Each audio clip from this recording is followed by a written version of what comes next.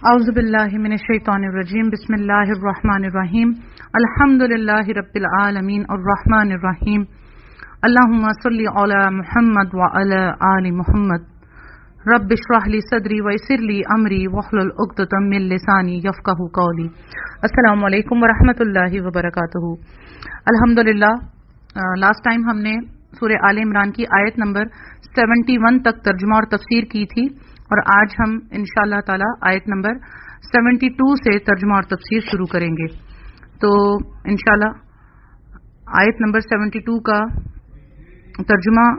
پڑھتی ہوں۔ آیت نمبر 72 ہے، اور اہل کتاب کی ایک جماعت نے کہا کہ جو کچھ ایمان والوں پر اتارا گیا ہے اس پر دن چڑھے تو ایمان لاؤ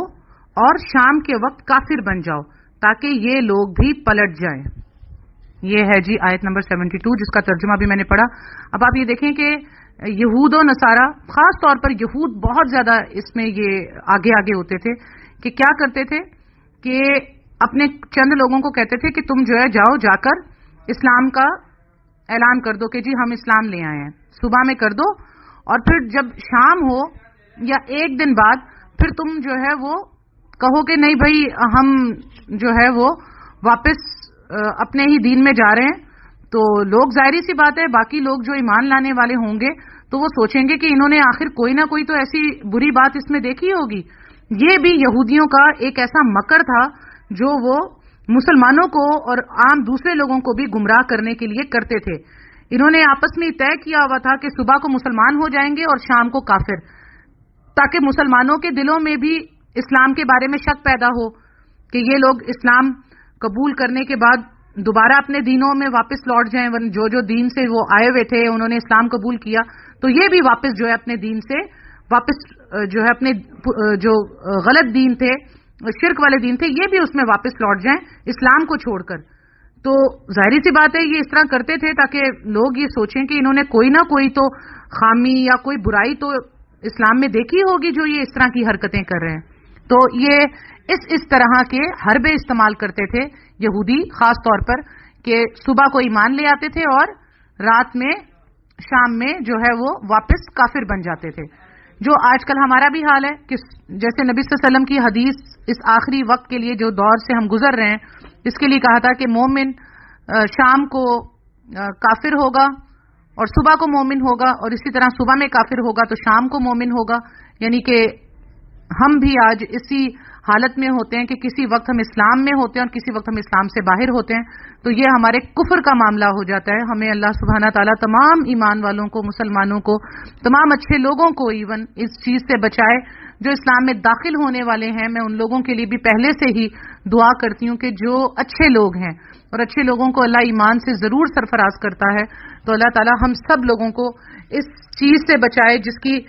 نشاندہی نبی صلی اللہ علیہ وسلم کر گئے تھے کہ مومن کا یہ حال ہوگا کہ وہ صبح میں مومن ہوگا اور شام میں کافر، اور شام میں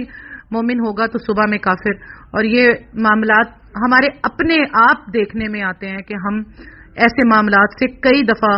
گزر رہے ہوتے ہیں، ان کا شکار ہوتے ہیں۔ اللہ سبحانہ تعالیٰ سے دعا ہے کہ اللہ سبحانہ تعالیٰ ہمیں ہمیشہ ایک ہی حالت میں رکھے، اور وہ ایمان کی حالت ہو کہ صبح ہو یا شام ہو، دن ہو یا رات ہو، اللہ سبحانہ تعالیٰ ہمیں ایمان کی حالت میں زندہ رکھے اور ایمان ہی کی حالت میں فوت کرے۔ آمین ثم آمین یا رب العالمین۔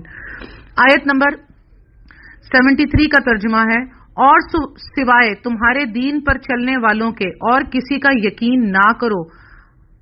تو آپ صلی اللہ علیہ وسلم کہہ دیجئے کہ بے شک ہدایت تو اللہ ہی کی ہدایت ہے، اور یہ بھی کہتے ہیں کہ اس بات کا بھی یقین نہ کرو کہ کوئی اس جیسا دیا جائے جیسا تم دیے گئے ہو، یا یہ کہ یہ تم سے تمہارے رب کے پاس جھگڑا کریں گے۔ آپ صلی اللہ علیہ وسلم کہہ دیجئے کہ فضل تو اللہ تعالیٰ ہی کے ہاتھ میں ہے، وہ جسے چاہے اسے دے، اللہ تعالیٰ وسعت والا اور جاننے والا ہے۔ اچھا جی، آیت نمبر 73 کا ترجمہ پڑھا، اس کے سٹارٹ میں ہے کہ اور سوائے تمہارے دین پر چلنے والوں کے اور کسی کا یقین نہ کرو۔ یہ کون؟ یہودی کہہ رہے ہیں کہ اپنے یہودیوں کو کہہ رہے ہیں کہ تم جو ہے وہ اپنے ہی دین پر چلو، اور اپنے ساتھیوں کو کہہ رہے ہیں کہ کسی اور کے مذہب کا، تم کسی اور کے دین کا جو ہے وہ کہاں نہیں ماننا، تو اپنے ہی دین پر، اپنے ہی مذہب پر چلو اور کسی کا یقین نہ کرو۔ تو اس پر اللہ تعالیٰ نے کہا کہ اے نبی صلی اللہ علیہ وسلم آپ بھی کہہ دیجئے کہ بے شک ہدایت تو اللہ ہی کی ہدایت ہے۔ یعنی کہ ہدایت صرف اور صرف اللہ سبحانہ تعالیٰ ہی کے پاس ہے، اللہ سبحانہ تعالیٰ ہی کے ہاتھ میں ہے۔ تو یہ آپس میں انہوں نے ایک دوسرے کو کہا کہ تم ظاہری طور پر تو اسلام کا اظہار کرو، لیکن اپنے ہی مذہب پر رہنا تم، اور یہودیوں کے سوا کسی اور کی بات مت ماننا۔ تو یہ ان کا ایک مکر تھا، ایک ہیلا تھا، جس کی اصل حقیقت جو ہے وہ اللہ تعالیٰ نے واضح کر دی کہ ان کے ہیلوں سے کچھ نہیں ہوگا، کیونکہ ہدایت اللہ ہی کے اختیار میں ہے۔ تو اللہ تعالیٰ نے نبی صلی اللہ علیہ وسلم کو کہہ دیا کہ آپ کہہ دیجئے کہ ہدایت تو صرف اللہ ہی کے ہاتھ میں ہے، وہ جس کو چاہے ہدایت دے دیتا ہے، تو تمہارے ان ہیلوں سے کوئی راہ میں رکاوٹ نہیں بنے گی، اس سے تم بے فکر رہو۔ تو یہودیوں کا یہ بھی ایک قول تھا، یعنی یہ بھی مت تسلیم کرو کہ جس طرح تمہارے اندر نبوت وغیرہ رہی ہے، یہودی یہ بات بھی پھیلاتے تھے۔ اسی آیت میں اس کا ذکر ہے، جیسے کہا نا کہ جیسا تمہیں کہ کوئی اس جیسا دیا جائے جیسا تم دیے گئے ہو، یہ اشارہ ہے نبوت کی طرح۔ تو یہ یہودی یہ بھی کہتے تھے کہ نبوت تو صرف بنی اسرائیل میں ہی رہی ہے، صرف یہودیت میں ہی رہی ہے، کیونکہ وہ تو عیسائیوں کو عیسائی مانتے ہی نہیں تھے، حضرت عیسیٰ کا تو اقرار ہی نہیں کیا تھا انہوں نے۔ تو وہ کہتے تھے کہ یہ صرف یہودیوں میں ہی رہی ہے نبوت، تو یہ عیسائی بھی جو ہے یہ جھوٹے ہیں، حضرت عیسیٰ تو کوئی آئے ہی نہیں، اور پھر بعد میں انہوں نے اپنی طرف سے تو ان کو سولی پر بھی لٹکا دیا، لیکن اللہ نے انہیں زندہ اٹھا لیا، اور پھر انہوں نے حضرت محمد صلی اللہ علیہ وسلم کا بھی اسی طرح انکار کیا یہاں پر۔ تو یہاں پر یہ اس بات کی طرف اشارہ ہے کہ جیسے تمہیں دیا گیا ایسا کسی اور کو نہیں دیا گیا، یعنی نبوت۔ تو یہ نبوت وغیرہ کو بھی صرف اپنے لیے خاص سمجھتے تھے، اور اس بات کو بھی پھیلاتے تھے کہ یہ تو دیکھ لو نا، ہمارے اتنے پیغمبر آئے، پیغمبروں کے نام بتاتے تھے، گنواتے تھے، اور حضرت ابراہیم سے شروع کرتے تھے کہ ہم اصل میں ملت ابراہیم ہیں، تو یہ نبوت ہمارے اندر ہی رہی ہے، یہ کہاں سے آ گیا جو آ کر نبوت کا دعویٰ کر رہا ہے، نعوذ باللہ استغفر اللہ، نبی صلی اللہ علیہ وآلہ وسلم کے لیے اس طرح کی باتیں کرتے تھے۔ تو اسی طرح جو یہودی تھے وہ کہتے تھے کہ یہودیت کے علاوہ کوئی اور دین نہیں ہے، کوئی اور دین حق ہے ہی نہیں، دین ہی نہیں ہے تو حق کہاں سے ہوگا۔ تو یہ ان کے جو ہے چال چلن اور مکر ہوتے تھے، جس کو اللہ تعالیٰ نے یہاں پر اس آیت نمبر 73 میں بتا دیا۔ اور اللہ تعالیٰ نے یہ بھی کہہ دی کہ نبی صلی اللہ علیہ وسلم آپ کہہ دیں کہ اللہ تعالیٰ جسے چاہے دیتا ہے، عطا کرتا ہے، اللہ وسعت والا اور جاننے والا ہے، یعنی بہت وسیع ہے اس کی رحمت، اور وہ سب کچھ جانتا ہے، تمہارے مکر و فریب، تمہاری سب چالیں وہ جانتا ہے۔ تو بے فکر رہو، جس کی جو چال ہوگی اس کو واپس ویسے ہی وہ لوٹا دے گا۔ آیت نمبر 74 کا ترجمہ ہے وہ اپنی رحمت کے ساتھ جسے چاہے مخصوص کر لے، اور اللہ تعالیٰ بڑے فضل والا ہے۔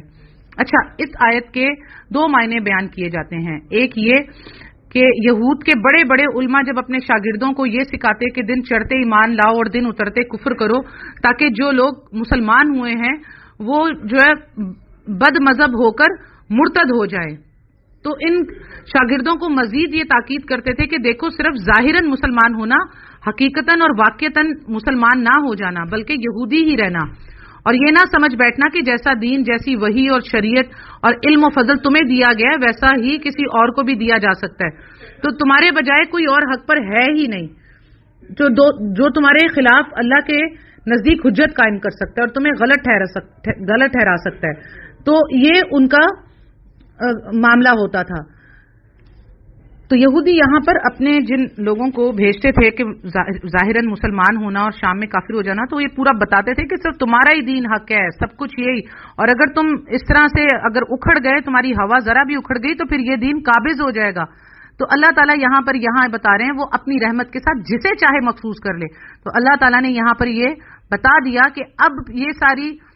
جو ہے تمہیں پہلے دی ہوئی تھی، یہ علم بھی دیا تھا، شریعت بھی دی، فضل بھی دیا تمہیں، تو اب یہ ہم امت مسلمہ کو دے رہے ہیں۔ تو اب انہیں اندیشہ اور خطرہ بھی ہو گیا کہ اگر یہ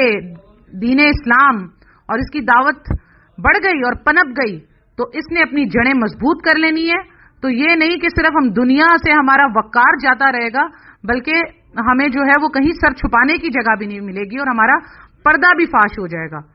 تو اللہ تعالیٰ نے یہ فرما دیا کہ یہ کسی کی میراث نہیں ہے، اللہ تعالیٰ بڑے فضل والا ہے اور جس کو مخصوص کر لے اس کو اپنا فضل عطا کرتا ہے۔ آیت نمبر 75 کا ترجمہ ہے، بعض اہل کتاب تو ایسے ہیں کہ اگر انہیں تو خزانے کا امین بنا دے تو بھی وہ تجھے واپس کر دیں، اور ان میں سے بعض ایسے بھی ہیں کہ اگر تو انہیں 1 دینار بھی امانت دے تو تجھے ادا نہ کریں. ہاں یہ اور بات ہے کہ تو اس کے سر پر ہی کھڑا رہے. یہ اس لیے کہ انہوں نے کہہ رکھا ہے کہ ہم پر ان جاہلوں غیر یہودیوں کے حق کا کوئی گناہ نہیں. یہ لوگ باوجود جاننے کے اللہ پر جھوٹ کہتے ہیں.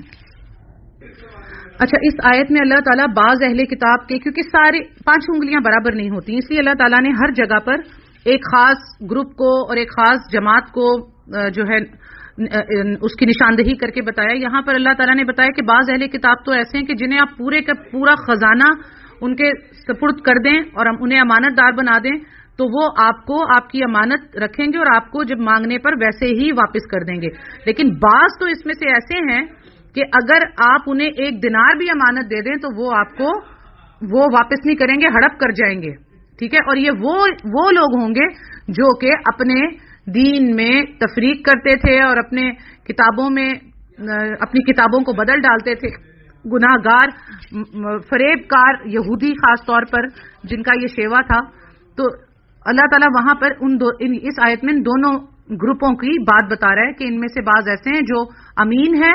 امانت کے معاملے میں اور بعض ایسے ہیں کہ 1 دینار بھی نہ چھوڑیں وہ بھی کھا جائیں. اللہ یہ کہ آپ ان کے سر پر ہی کھڑے رہیں، اس لیے کہ انہوں نے یہودیوں نے کیا بات بنا رکھی تھی کہ جو ان پڑھ جاہل مشرکین عرب تھے نا، تو ان کو وہ ان پڑھ جاہل کہہ کر پکارتے تھے، ان کی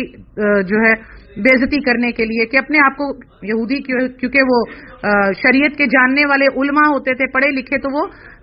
مشرکین عرب کو زیادہ تر جاہل ہی کہتے تھے. تو یہود یہ کہتے تھے، انہوں نے یہ اپنے یہودیوں کو بول رکھا تھا کہ یہ جو مشرک ہے نا عرب کے، ان کا مال ہڑپ کر لینا جائز ہے.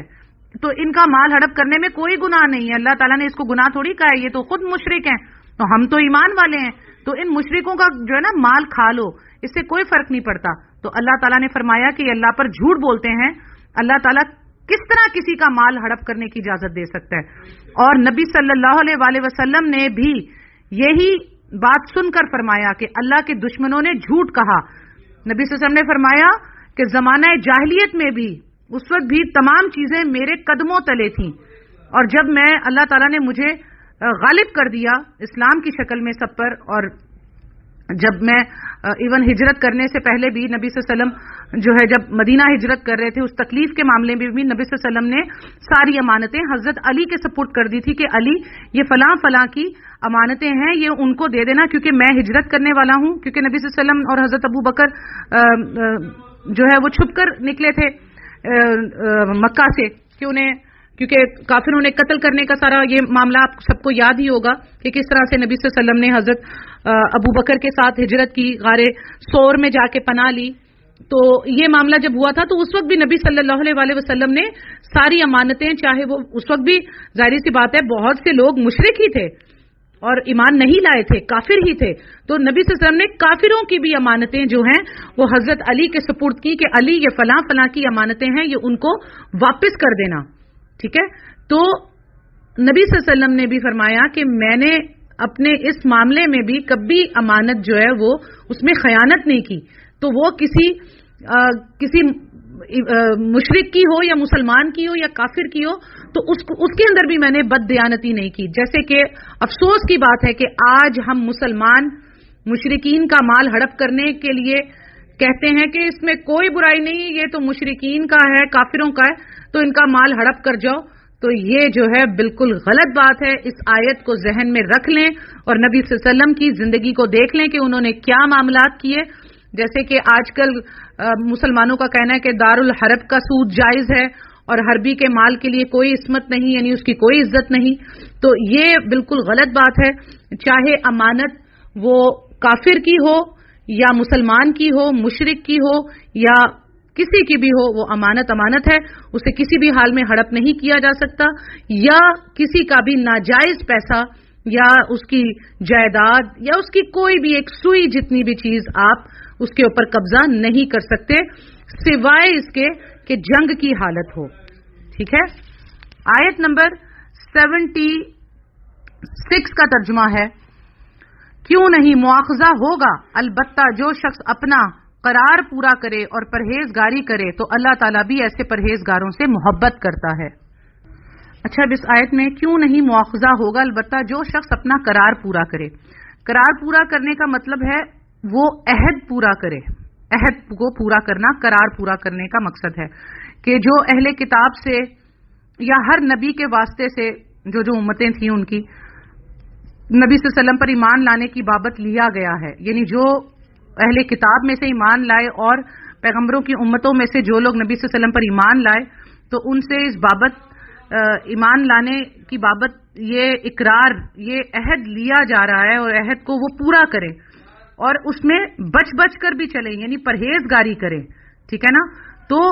پرہیزگاری کرنے والوں کا مطلب، یعنی پرہیزگاری کرنے کا مطلب بری چیزوں سے بچیں اور ان باتوں پر عمل کریں جو نبی صلی اللہ علیہ وسلم نے بیان فرمائی ہیں. تو ایسے لوگ یقیناً مواخذہ الہی سے نہ صرف محفوظ رہیں گے بلکہ اللہ تعالیٰ کے محبوب بھی بن جائیں گے. تو یہ بات صرف ان سے نہیں کی جا رہی، اہل کتاب سے نہیں کی جا رہی، یہ بات ہم سب سے جو ہے ڈائریکٹ ہو رہی ہے، کیونکہ یہاں پر اہل کتاب کا لفظ نہیں ہے، یہاں پر ہے کیوں نہیں مواخذہ ہوگا، البتہ جو شخص اپنا قرار پورا کرے. تو ہم لوگوں نے بھی قرار کیا ہے نا، ہم لوگوں نے بھی عہد کیا ہے نا کہ ہم نبی صلی اللہ علیہ وسلم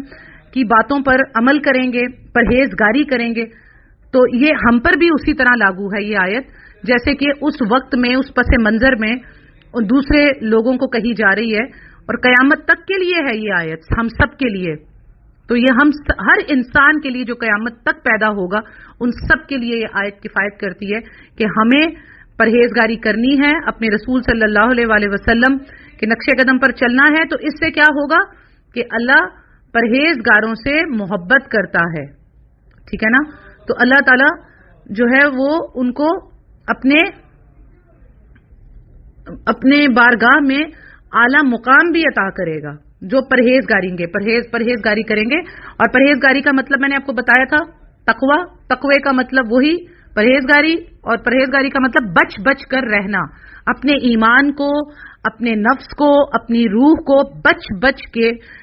بچا کر اس دنیا سے نکلنا ہے، بچ بچ کر نکلنا ہے. تو اس کو پرہیزگاری کہتے ہیں. آیت نمبر 77 کا ترجمہ ہے، بے شک جو لوگ اللہ تعالیٰ کے عہد اور اپنی قسموں کو تھوڑی قیمت پر بیچ ڈالتے ہیں ان کے لیے آخرت میں کوئی حصہ نہیں. اللہ تعالیٰ نہ تو ان سے بات چیت کرے گا، نہ ان کی طرف قیامت کے دن دیکھے گا، نہ انہیں پاک کرے گا، اور ان کے لیے دردناک عذاب ہے. اللہ اکبر، اللہم اجرنا من النار. اچھا، یہاں پر اللہ تعالیٰ ان لوگوں کے بارے میں بات کر رہے ہیں، ان لوگوں کا حال بیان کر رہے ہیں جس میں دو طرح کے لوگ شامل ہیں. ایک تو وہ لوگ جو عہد الہی اور اپنی قسموں کو پس پوچھ ڈال کر تھوڑے سے دینی مفادات کے لیے نبی صلی اللہ علیہ وسلم پر ایمان نہیں لائے. کچھ ایسے لوگ جو ایمان نہیں لائے اس وجہ سے کہ ان کو جو ہے ان کے کچھ دنیاوی مفادات بھی تھے، کچھ دینی مفادات بھی تھے، تو اس وجہ سے ایمان نہیں لائے اور اپنی قسموں کو انہوں نے پس پشت ڈال دیا. دوسرے وہ لوگ ہیں جو جھوٹی قسمیں کھا کر اپنا سودا بیچتے ہیں یا کسی کا مال ہڑپ کر جاتے ہیں.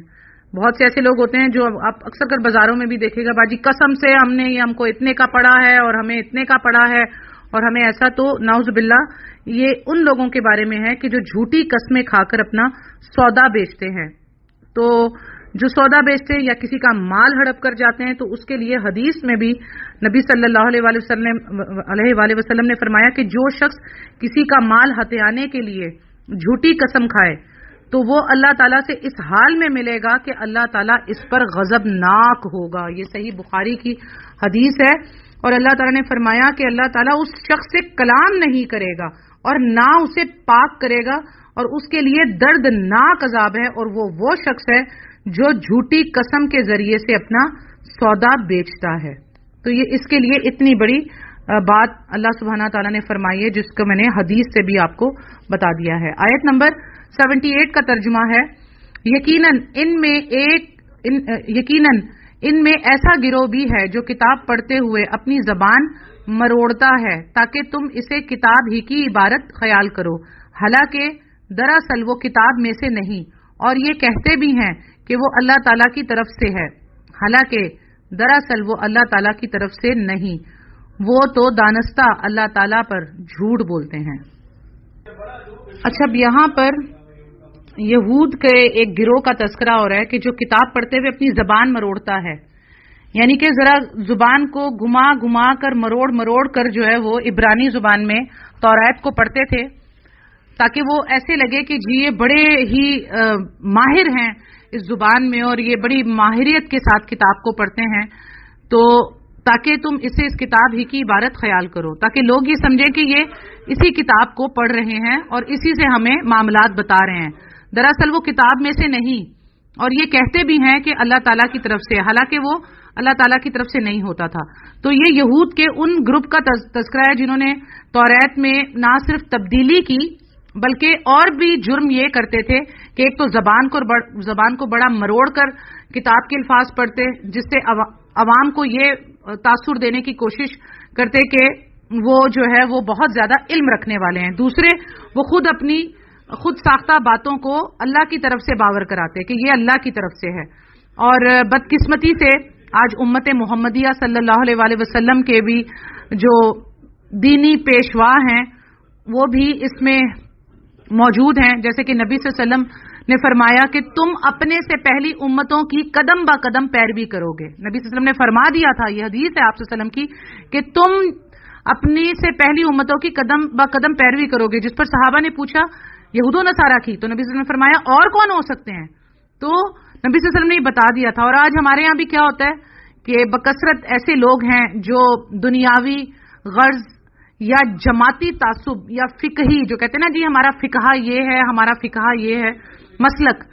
تو اس کی وجہ سے جو ہے وہ قرآن کریم کے ساتھ بھی یہی معاملہ کرتے ہیں۔ بڑے اچھے تجوید سے پڑھا ہوتا ہے انہوں نے، تو جو تجوید سے نہیں پڑھنا جانتے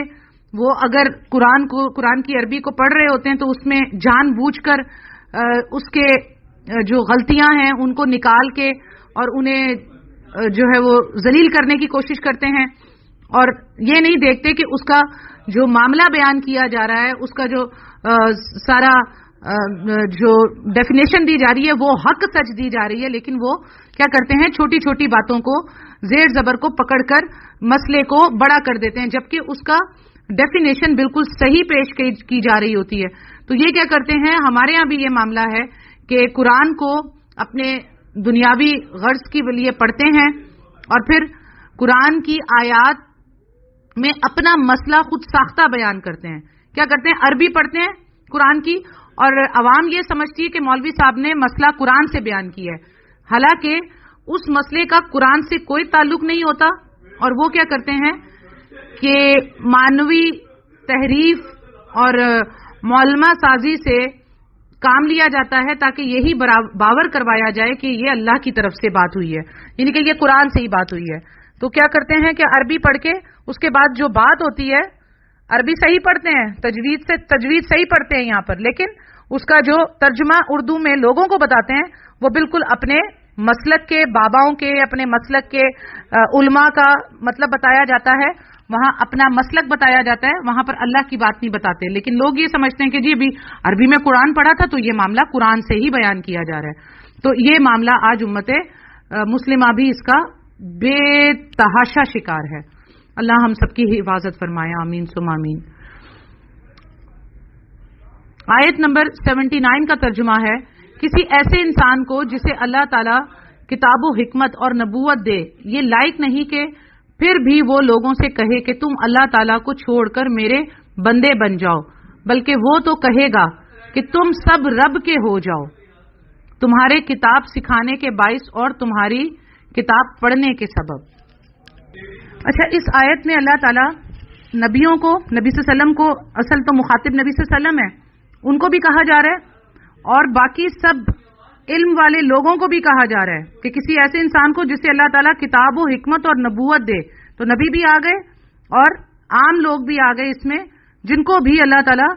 قرآن کی، کتاب کی، حدیث کی حکمت دے، تعلیم دے، تو پھر وہ ان پر یہ لائق نہیں، یعنی پھر انہیں حق نہیں ہے کہ پھر بھی وہ لوگوں سے کہے کہ تم اللہ تعالیٰ کو چھوڑ کر میرے بندے بن جاؤ۔ میں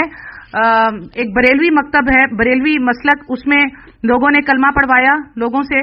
لا الہ الا اللہ، چشتی، رسول اللہ۔ پھر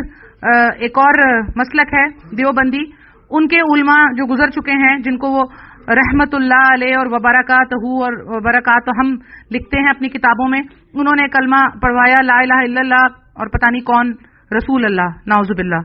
ٹھیک ہے نا. تو یہ ایسے کلمے بھی پڑھوا کر گئے ہیں اور میرے پاس باقاعدہ ثبوت موجود ہیں. اگر کسی کو پرسنلی وہ چاہیے ہوں تو وہ مجھ سے پرسنلی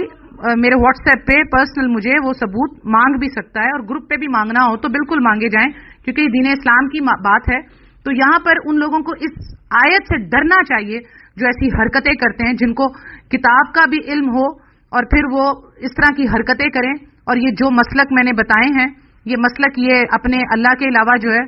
اللہ اپنے رسول صلی اللہ علیہ وسلم کے علاوہ اپنے علماء کے بھی کلمے پڑھوا کے گئے ہیں. لا الہ الا اللہ چشتی رسول اللہ اور لا الہ الا اللہ اور پتہ نہیں کیا نام ہے ان کا، میں بھول گئی، فلاں وہ دیوبند کے بہت بڑے عالم تھے، ان کو رسول اللہ کے کلمے پڑھوائے ہیں انہوں نے. تو اس طرح کے بھی یہ کام کر کے گئے. تو اللہ تعالیٰ کہہ رہے ہیں کہ تم اللہ تعالیٰ کو چھوڑ کر میرے بندے بن جاؤ، اور تم کو لائق نہیں ہے کہ تم اللہ تعالیٰ کو چھوڑ کر میرے بندے بن جاؤ. یعنی لوگوں کو یہ لائق نہیں ہے کہ وہ اللہ تعالیٰ کو چھوڑ کر ایک عام انسان کے بندے بنے یا ان کا کلمہ پڑھیں، بلکہ وہ تو کہے گا کہ تم سب رب کے ہو جاؤ، تمہارے کتاب سکھانے کے باعث اور تمہارے کتاب پڑھنے کے سبب. تو لوگوں کو قرآن کی تعلیم دی جائے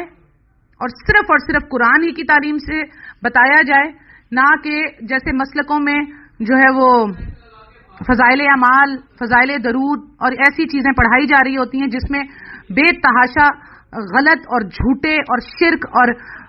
شرک سے بھی بڑھ کر جو ہے وہ قصے کہانیاں لکھے ہوئے ہیں، جو کہ سمجھتے ہیں کہ یہ مسلمانوں کے ایمان میں اضافہ کریں گے، بلکہ انہی قصوں اور کہانیوں کو پڑھ کر شرک اور پھیلتا ہے، اور اس کا کیا انجام ہوتا ہے کہ وہ آگے نسلوں تک پہنچتا ہے. تو اللہ تعالیٰ کی کتاب موجود ہے، تو کتاب سے مراد یہاں تمہارے کتاب سکھانے کے باعث اور تمہارے کتاب پڑھنے کے سبب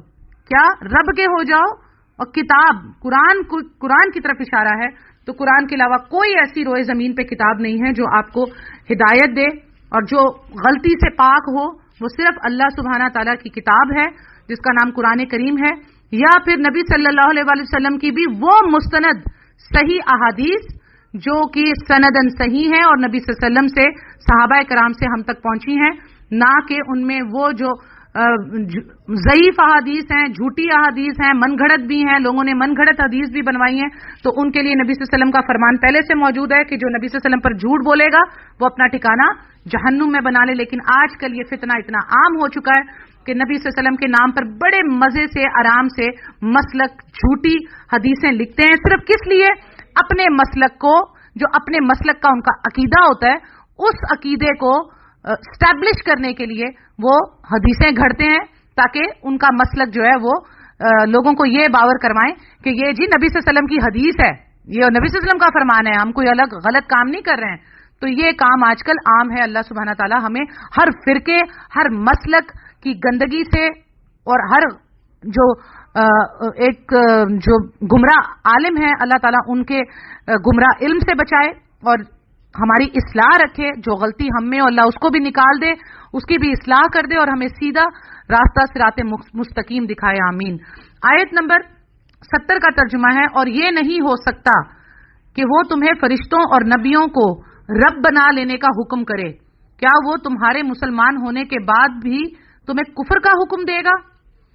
اب آپ یہ دیکھیں کتنی امپورٹنٹ آیت ہے، کتنی امپورٹنٹ آیت ہے، کیونکہ میرے تو بحث و مباحثے ہوتے رہتے ہیں اکثر کر یہ معاملہ انہی باتوں پہ، شرک اور کفر پہ جو ہے بحث و مباحثہ اپنے ہی مسلمان بھائیوں سے ہو رہا ہوتا ہے. آپ یہ دیکھیں کہ کتنی تکلیف ہوتی ہے کہ جب آپ اپنے ہی مسلمان بھائیوں سے ایسی بات کرتے ہیں. کوئی کہتا ہے کہ جی عرش الہی جو ہے وہ چھوٹا ہے اور نبی صلی اللہ علیہ وسلم کا جو ہے وہ قبر کا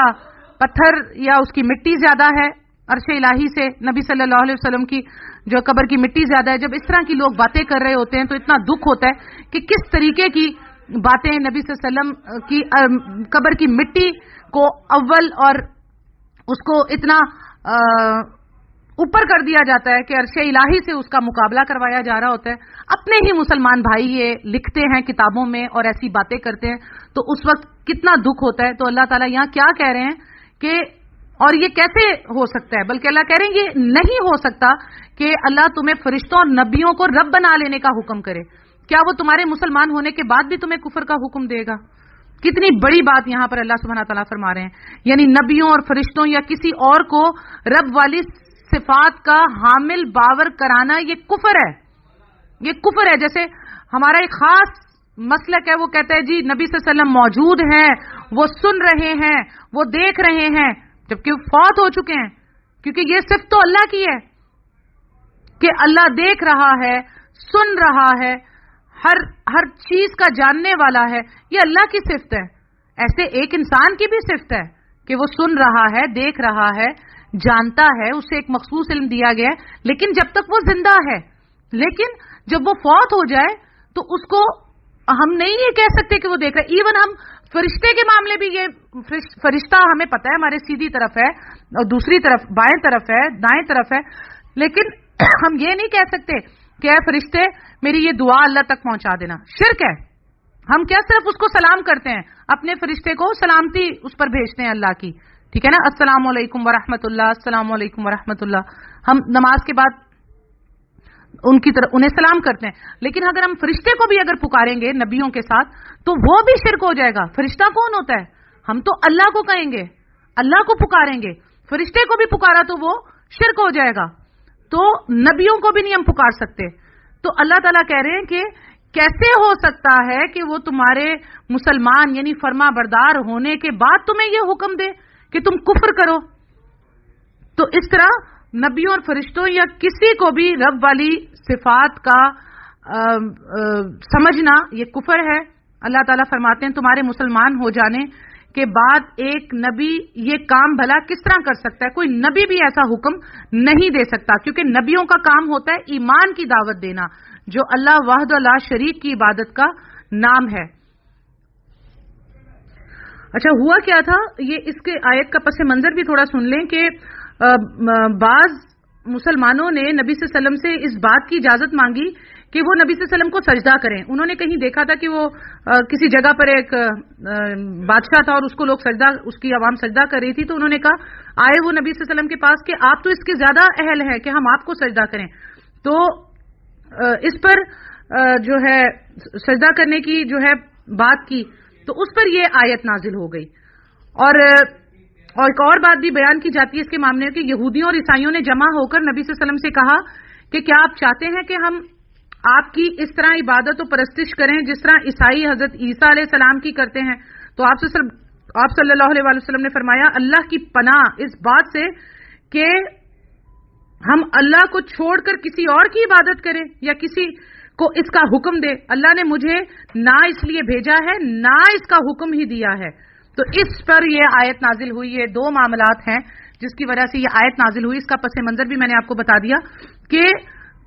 کسی بھی حال میں اللہ کی، کیونکہ ہماری امت سے پہلے تعظیمی سجدہ جائز تھا، جیسے کہ حضرت آدم علیہ السلام کو سارے فرشتوں نے سجدہ کیا سوائے ابلیس کے، وہ جنات میں سے تھا، فرشتہ نہیں تھا، لیکن وہ سجدہ تعظیمی تھا. اسی طرح حضرت یوسف علیہ السلام کو ان کے بھائیوں نے جو ہے 10 بھائی اور 11واں اور 12واں ماں باپ، تو انہوں نے سجدہ کیا، تو وہ تعظیمی سجدے تھے. لیکن شریعت محمدی صلی اللہ علیہ وسلم میں تعظیمی سجدہ بھی ختم کر دیا گیا. اور نبی صلی اللہ علیہ وسلم نے فرمایا کہ اگر سجدہ کرنے کا حکم دیتا میں اللہ کے بعد تو بیویوں کو دیتا کہ وہ اپنے شوہروں کو سجدہ کرے، کہ جس کی جو حق ان پر ان کے شوہروں کا ہے، لیکن نہیں دیا کیونکہ اللہ کے علاوہ سجدہ جائز ہی نہیں ہے. تو تعظیمی سجدے کا بھی معاملہ ختم کر دیا گیا تاکہ کہیں سے بھی شرک کی کوئی کسر باقی نہ رہ جائے. لیکن افسوس کہ آج کل کوئی بادشاہ والی سرکار ہے بلاوڑا شریف میں ہے، وہ وہاں پر سجدے کیے جا رہے ہیں، مزاروں پہ کیے جا رہے ہیں، کیا کیا کچھ کیے جا رہے ہیں، لوگوں کے قدموں میں سجدے کر رہے ہیں، طاہر القادری کے قدموں میں سجدے ہو رہے ہیں، مولانا طارق جمیل صاحب کے سامنے سجدے ہو رہے ہوتے ہیں، وہ ہاتھ بھی ملانا پسند نہیں کر رہے ہوتے. مطلب عجیب و غریب حال ہے اس وقت امت مسلمہ کا، جبکہ ان کے رسول صلی اللہ علیہ وسلم نے فرمایا کہ کیا میں اس لیے بھیجا گیا ہوں کہ تم مجھے سجدہ کرو. اور یہ حدیث کی کتاب میں پوری حدیث یہ ہے کہ نبی صلی اللہ علیہ وسلم نے پوچھا کہ کل کو میری قبر ہوگی تو تم کیا میری قبر میں آ کے سجدہ کرو گے؟ تو صحابی نے کہا نہیں یا رسول اللہ صلی اللہ علیہ وسلم. تو اس پہ نبی صلی اللہ علیہ وسلم نے فرمایا کہ تم ابھی بھی پھر مجھے کیسے سجدہ کر سکتے ہو. یہ پوری حدیث میں آپ کو بتا رہی ہوں. تو یہ معاملہ تھا. لیکن آج افسوس کہ ہمارے یہاں اس سے بڑھ کر کیا کیا کچھ ہو رہا ہے کہ جو تصور میں بھی نہیں تھا. بہرحال اللہ سبحانہ تعالیٰ سے دعا ہے کہ اللہ تعالیٰ ہمیں کل امت مسلمہ کو اور جو لوگ دین اسلام میں داخل ہونے والے ہیں اچھے لوگ ہیں، اللہ تعالیٰ ان سب کو کفر و شرک کی ہر قسم سے بچائے. ہمیں کفر و شرک کی ہر اس برائی سے بچائے جسے ہم جانتے ہیں، جسے نہیں جانتے. اور میں اللہ تعالیٰ سے ہر اس بھلائی کی دعا مانگتی ہوں جس کو نبی صلی اللہ علیہ وسلم نے اپنے لیے اور امت کے لیے مانگا. اللہ تعالیٰ کی اس بھلائی کو اپنے لیے اور تمام امت کے لیے مانگتی ہوں جو میرے رسول صلی اللہ علیہ وسلم نے مانگا. اور اللہ تعالیٰ کی پناہ مانگتی ہوں ہر اس شر سے اپنے لیے اور تمام امت مسلمہ کے لیے جس شر سے نبی صلی اللہ علیہ وسلم نے پناہ مانگی اپنے لیے اور امت کے لیے. آمین. الحمدللہ ہم لوگوں نے آیت نمبر 80 تک ترجمہ تفسیر کر لی ہے. سورہ آل عمران کی آیت نمبر 80 تک ہم نے ترجمہ تفسیر کر لیا ہے الحمدللہ. اور اللہ تعالیٰ سے دعا ہے کہ جو کچھ ہم نے پڑھا اللہ سبحانہ تعالیٰ اسے ہمارے دل میں راسخ کر دے. اور اگر کوئی بات جذبات میں میرے منہ سے غلط نکل گئی ہو تو اللہ تعالیٰ اس پر مجھے معاف کر دے اور آپ کے دلوں سے بھی نکال دے. اور جو حق سچ ہے اللہ تعالیٰ اسے ہمارے دلوں میں داخل فرما دے. اور اللہ تعالیٰ ہمارے دلوں کو قرآن اور نبی صلی اللہ علیہ وسلم کی مستند اور صحیح احادیث سے روشن کر کے جگمگا دے اور اسے آگے پہنچانے کے